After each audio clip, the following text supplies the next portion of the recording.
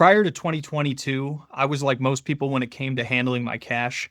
I had the bulk of it sitting in a checking account to handle my monthly expenses, and I didn't really see that much of an advantage to moving it over to my savings account.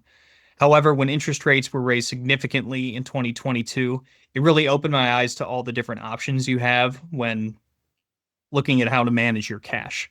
At my bank, the first option I saw was an advantage now to moving money from my checking over to my savings. I even noticed when I combined bank accounts with my spouse that we now qualified for a higher yield saving account than we did when we had separate accounts. Another option I had at my bank was to put the money into CDs. This was a little less liquid, and I had to tie up the money for a specific duration. And I found that if I wasn't on top of knowing when they were coming due, they might automatically roll into a new CD.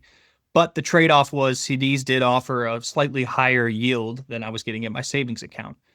For money I had in my investment accounts, I had most of it just sitting in the sweep.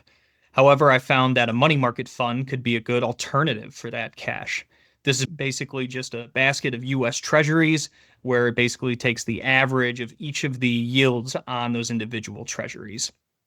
Finally, I found that individual treasuries were a good alternative to money market funds.